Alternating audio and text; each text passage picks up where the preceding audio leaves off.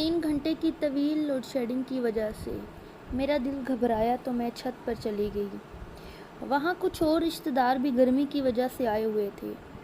کچھ دیر بعد میری نظر سامنے گلی میں جلتے ہوئے ایک لیمپ پہ پڑی، جس کے ارد گرد بہت سارے پتنگے، مچھر اور اڑنے والے کیڑے مکوڑے جمع تھے۔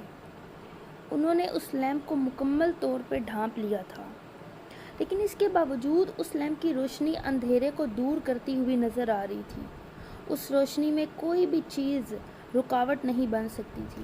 اچانک یہ لیمپ اور یہ سارا منظر مجھے میرے ایک سوال کا جواب دے گیا، جو کہ میں کئی سالوں سے ڈھونڈ رہی تھی، اور وہ سوال یہ تھا کہ بغیر کسی غلطی کے، بغیر کسی وجہ کے انسان کے ساتھ برا کیوں ہوتا ہے؟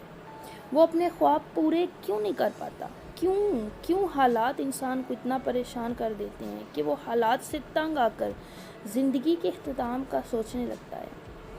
اس لیمپ کی مثال ایک ایسے ہی انسان کی سی ہے، اور وہ پتنگے، مچھر، کیڑے مکوڑے اس کی پریشانیاں ہیں، اس کی مصیبتیں ہیں۔ اب جس لیمپ کی روشنی زیادہ ہوگی، اس کی زندگی کی پریشانیاں، ٹینشن، مصیبتیں زیادہ ہوں گی، اور وہ زیادہ پریشانیوں میں رہے گا۔ اس کے اندر کا نور، وہ لیمپ ان چھوٹی چھوٹی پریشانیوں سے بجھ نہیں سکتا اور نہ ہی کم ہو سکتا ہے۔ اس لیے انسان کو چاہیے کہ اپنے اندر کی ہمت، نور اور روشنی کو برقرار رکھے، اور پھر چاہے جتنے بھی پتنگے آئیں، اس کی روشنی کو جتنا مدھم کرنے کی کوشش کریں، جتنی بھی مصیبتیں آئیں، اس کو اندھیروں میں ڈالیں، اس کے روشنی کو ختم کرنے کی کوشش کریں، لیکن لیمپ کا کام جلنا ہے اور وہ روشنی دیتا رہے گا۔ اب ان پتنگوں سے ڈرے بغیر اندھیرے دور کرتی رہے گی، زندگی چلتی رہے گی۔ بس اپنی روشنی کو کبھی نہیں کھونا چاہیے۔ زندگی تو چلتی رہتی ہے۔ اپنے نور کو دوسروں کے اندھیرے سے دور کرنے میں لگا کر جو خوشی ملتی ہے، وہ سب سے بڑی ہوتی ہے۔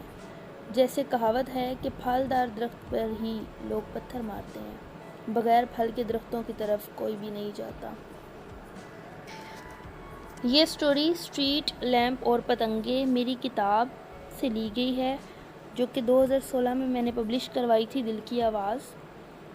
امید آپ کو اچھی لگی ہوگی۔ اپنا خیال رکھیے گا، اور اپنی زندگی کی روشنی کو، اپنے لیمپ کی روشنی کو ان پتنگوں اور کیڑے مکوڑوں کی وجہ سے کبھی مدھم نہ ہونے دیجیے گا۔ اللہ حافظ۔